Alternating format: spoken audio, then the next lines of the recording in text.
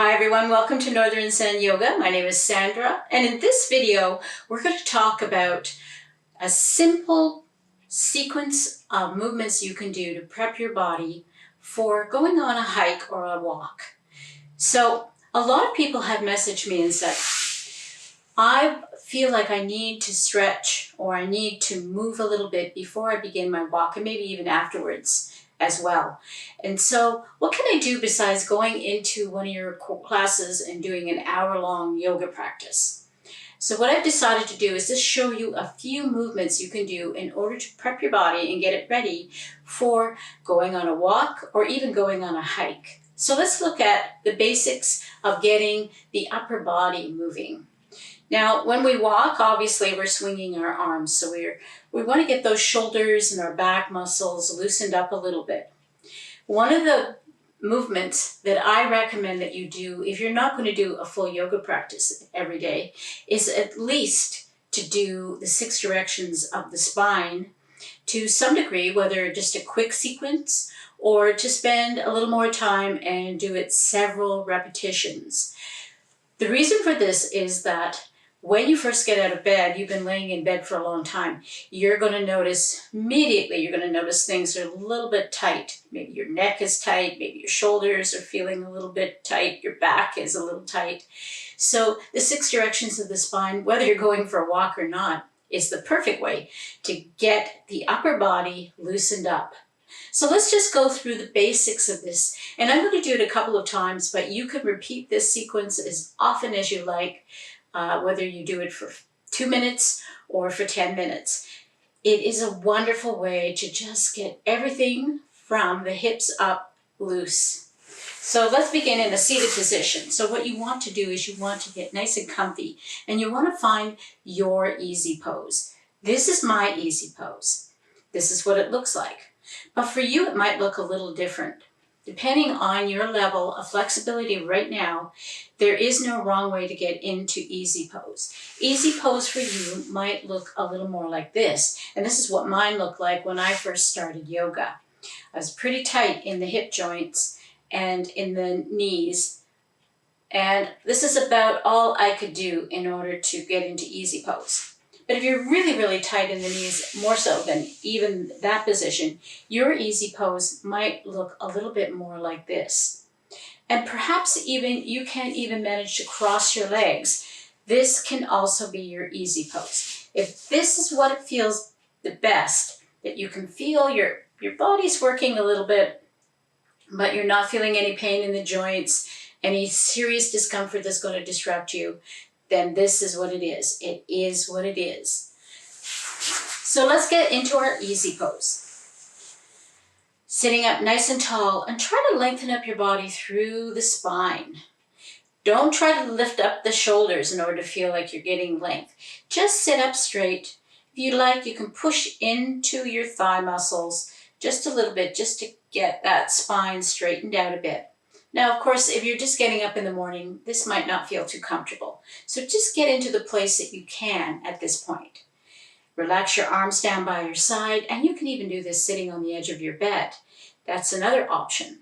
You can sit on the edge of the bed, just have your ankles crossed, your knees relaxed, and you can do this sequence without even getting up yet.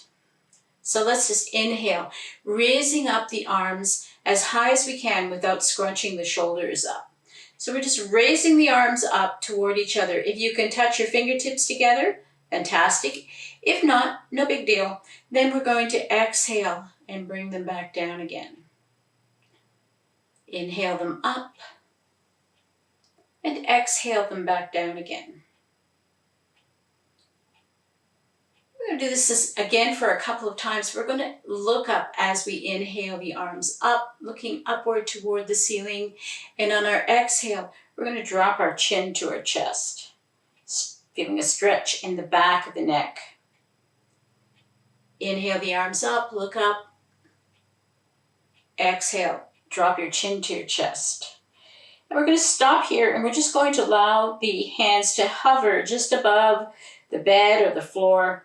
And we're just going to reach away from us until we feel the stretch. Break from the shoulders, down the arms, Still tucking our chin into the chest. Then we're going to rotate the palms forward and we're going to just push those hands back behind us just enough to start to feel the shoulders start to move toward each other. Your shoulder blades on your back are starting to squeeze in. You feel that squeezing sensation. And then come back, bring your head back up to neutral.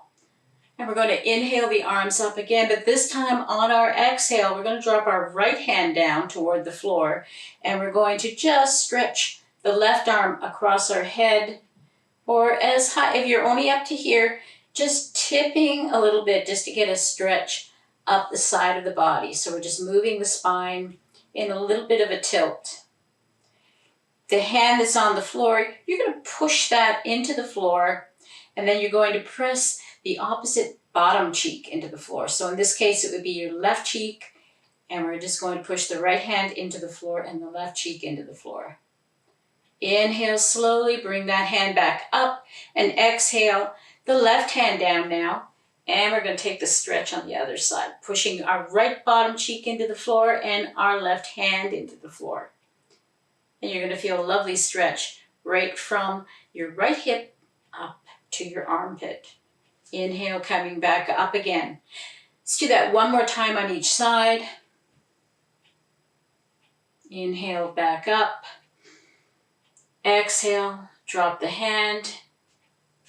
Reach. And then inhale, back up again. Now, keeping the hands up, we're going to take another inhale. And on the exhale, we're going to start to bring our right hand behind us, and our left hand, we're going to bring it down toward our lap. So we're bringing it to our right leg. And we're just taking a nice little twist here. Now, we're not going to have a whole lot of movement in the body part. And you want to keep your bottom touching down on the floor. You don't want to be lifting it up in order to try to get and leaning over trying to get deeper into the twist. This twist is not about how deep you can go. It's about just feeling the spine, just moving that little bit. So bring your right hand behind you. Left hand is laying on your lap.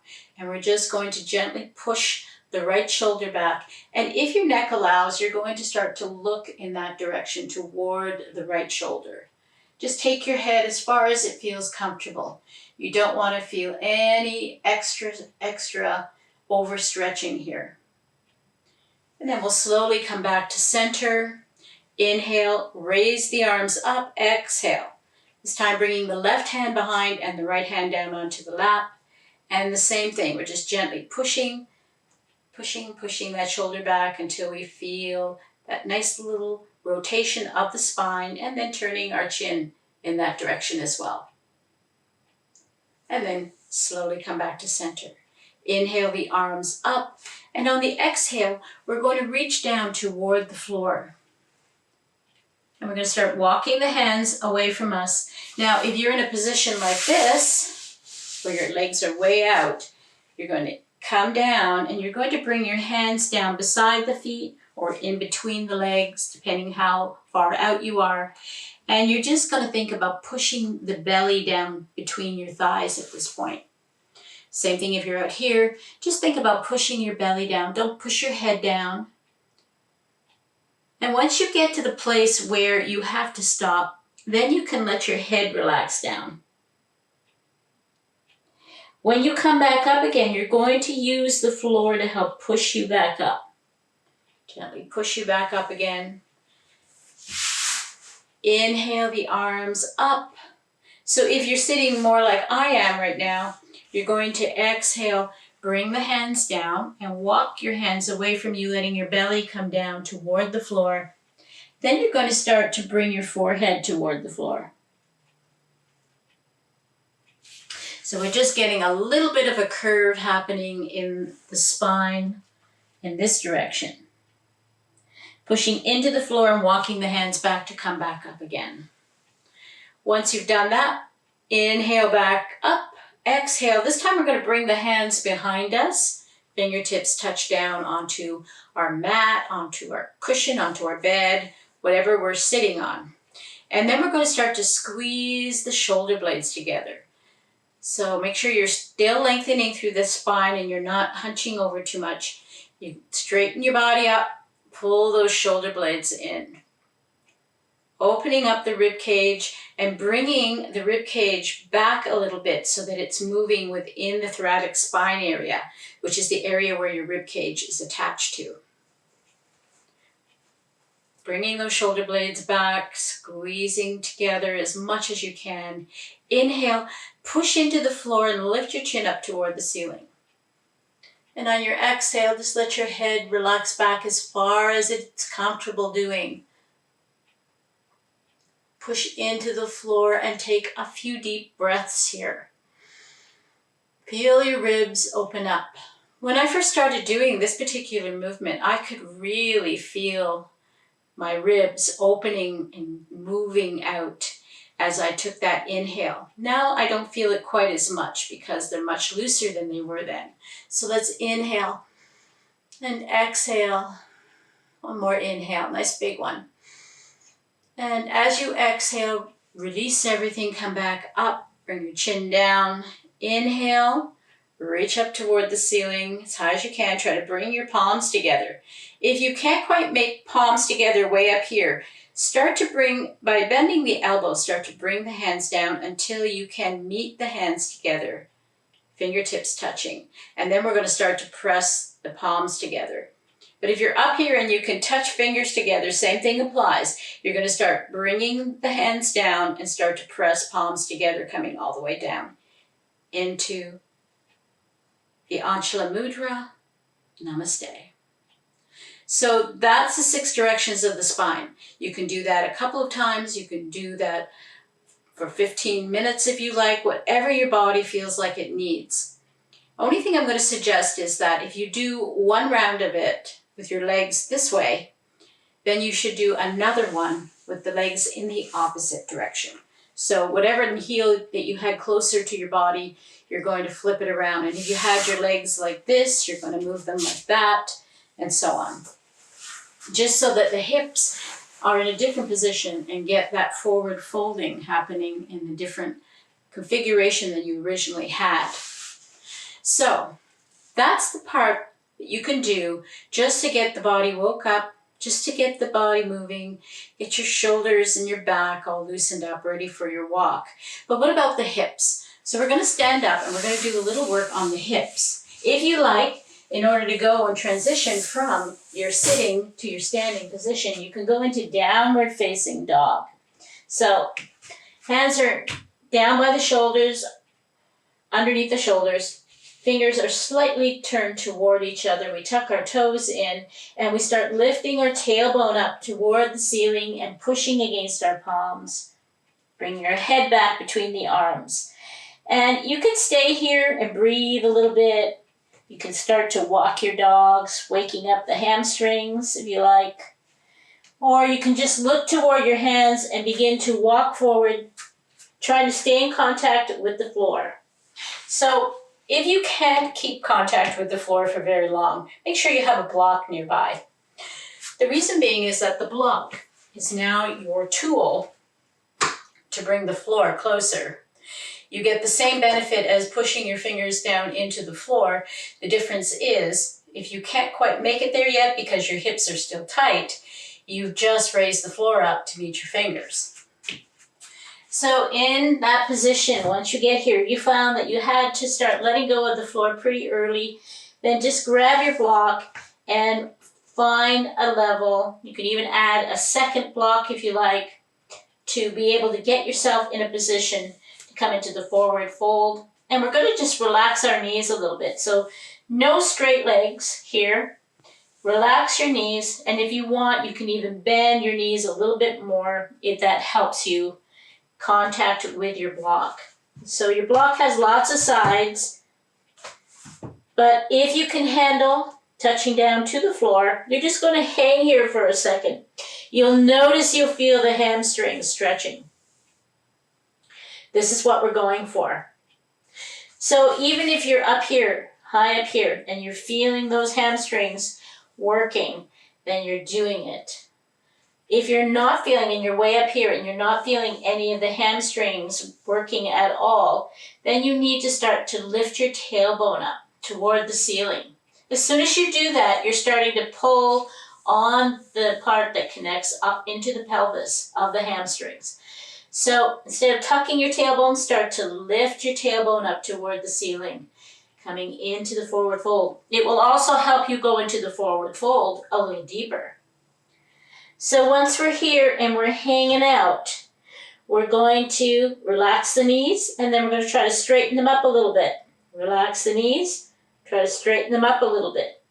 Relax the knees, try to straighten them up a little bit. Just do that a few times, and then you're going to come up from this fold in reverse swan dive.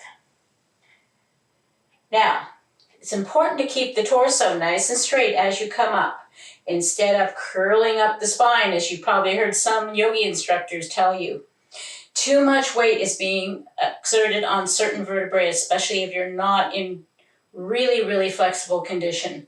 So instead, we're now teaching that we come up with a nice flat back. If you need to, you can even press into your thighs and push your torso up. So I've got my back nice and straight and flat.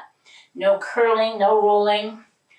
Just nice flat back, come all the way up into a standing position. Raise your arms up toward the ceiling.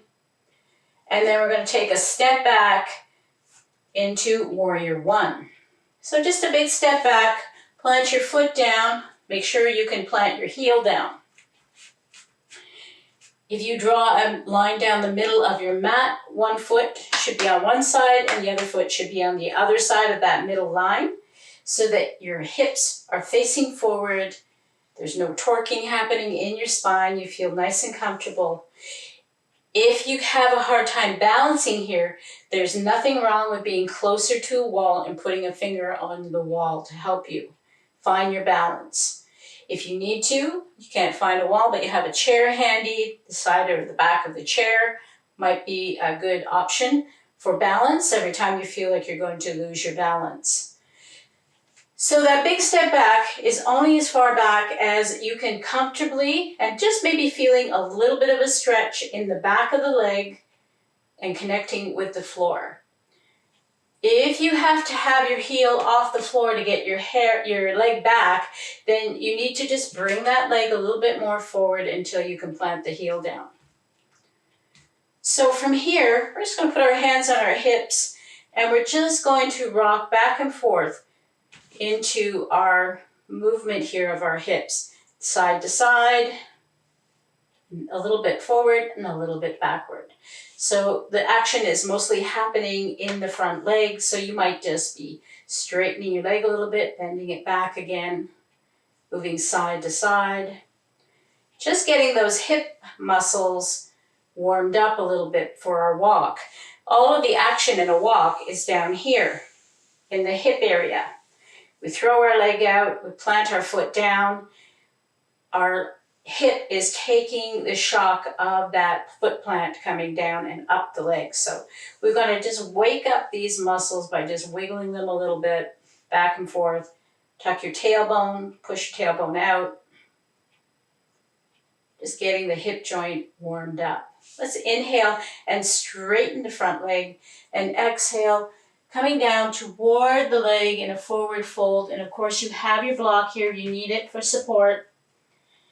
And then we're just going to, if you can, put your arms behind your back, but if you can't, you're just going to come up and down a few times. Notice the sensation you feel in the back of the leg as you do this. And then we're going to come straight back up again, come back up, bend the front knee, and take a step forward. And then we're going to switch, and let's do it on the other side. So stepping the right leg back this time, finding the same position, finding our balance. And you can always widen out your stance a little bit if you find that feet closer together makes you feel unstable. Inhale the arms up. Let's take a breath here. Bring your hands down. Put your hands on your hips. And let's just do that. Tuck the tailbone, lift the tailbone. Move forward, move backward. Getting this hip joint moved up and warmed up. Side to side. And then we're going to inhale, straighten the front leg. Exhale, forward fold, coming down. You can use your leg, you can use your block, or you can bring your hands behind your back, and you're just going to come up and down a few times as if you're folding in and lifting up. Notice what you feel in the back of the leg. That's your hamstrings being stretched as you fold forward and releasing as you come back up again.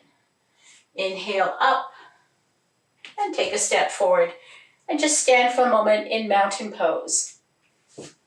We're going to come back again. This time we're going to come into warrior two. So you can see the warrior postures are the postures that you need to go into in order to get the hips warmed up and get them ready for your walk or your hike. So warrior two, the heels are in line with each other, and I'm just going to push my heel back a little further than I have my toes. I'm not parallel to the back of the mat. That's old school. Instead, we have our foot on a little bit of an angle. This helps to protect the low back. And we're bringing our knee in toward the baby toe and not letting it relax and cave inward. And so we're going to do the same thing here. We're just going to do a little bit of dynamic movement within that joint, just wiggling in the hip joint. We're going to lean over and we're going to come up. You can do this as slowly as you like, or you can do it as quickly as you like if you're in a rush. Notice what you're feeling in here. Notice the muscles that are working in order just to get this movement happening. Once you've done that, a little bit of a warm-up, just turn your toes inward, standing in wide leg stance. And we're just going to do the same thing here in the wide leg stance position. Just wiggling the hips from side to side gently. And then we're going to do a little bit of a pelvic tilt and tuck in, pelvic tilt, tuck in. Be very gentle with this one. You might feel a little bit of twitching in the area called the SI joint. If you're feeling that, don't do this, okay? Because that just means that you are in a position where you're getting a bit of a pinch there. We don't want to encourage that to get injured at all. So we're going to bring ourselves forward into the forward fold. We're going to think about our tailbone. We're going to lift the tailbone up as our head comes down. So you can have your hands on your hips. You can have your hands on your thighs. You can have your hands in front of you. And just relax forward. And we're going to push into the thighs. And we're going to lift the tailbone. And we're going to tuck the tailbone. Lift the tailbone, tuck the tailbone. Lift the tailbone, tuck the tailbone. We're going to turn our toes so that they're facing outward a little more. We're going to come into a squat as we lift our head up.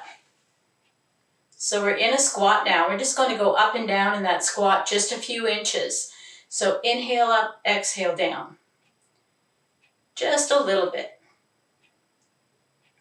So you'll notice that everything we're doing, all these little dynamic movements, are just getting that action in the hip warmed up. And you can go side to side if you like, just shifting your weight from one side to the other side, tipping in and out, going in a circle if you like, and then go the other way. Just warming up those muscles, waking them up, because these are the muscles that are doing the walking or the hiking. These ones are particularly important to do if you're going on a hike. Because in the hiking, you're going to be walking on a lot of uneven surfaces and maybe even on elevated surfaces, climbing or coming down again. So keep in mind that these little movements in here are the ones that are going to keep you from injuring the hip joints if they're awake and they're moving and they've got a good blood supply. So we're just going to come back up again, and you can now come into the warrior two by just rotating your left foot out in front of you, bend your front knee, and you should be pretty much in the same position, just facing the opposite direction. And then once you're here, you're just going to, again, just come into a little bit of a movement of the joint of the hip. And then we're going to drop into as if we're going to go into the side angle, but we're not going into it. We're just going to tip forward, come back up. Just waking up the hip joint a little more on this side. And then once you've come here, straighten your leg back up, come into the wide leg stance. And we're going to come out of our position by either just heel toeing toward the center, or if you would like to go back into downward facing dog, we're going to come forward into the fold, reach for the floor, plant our hands down, and then you're just going to walk your feet back until you get into down dog, drop the knees. And then we're going to come into hero pose. So hero pose, we have our heels relaxed out to the side, we have our toes touching, and we're sitting down into our heels. This may be not a good position for you if you're really tight in the knee joint and you have some concerns about injuring your knees more by trying to put too much pressure. So if that's the case, when you come down, just sit over to the side and come back into your easy pose again. But for those of you that can, sit back into hero pose for a few breaths before you drop over to the side and bring your legs forward. So there you go. Quick and easy. You can do a combination of both sets of seated and standing. If you're going for a walk and you would like to do it all standing, you can do, of course, the 6 directions of the spine in a standing position as well as a seated position. So enjoy it all, and I hope this helps. So next time you're ready to go for a walk, do all of this first, and when you come back, do it again. And you will avoid injury. You'll avoid having those tired, achy muscles the next day, and you'll be willing to go for another walk or hike again. A walk or a hike again the next day. Bye for now. Hope this helped.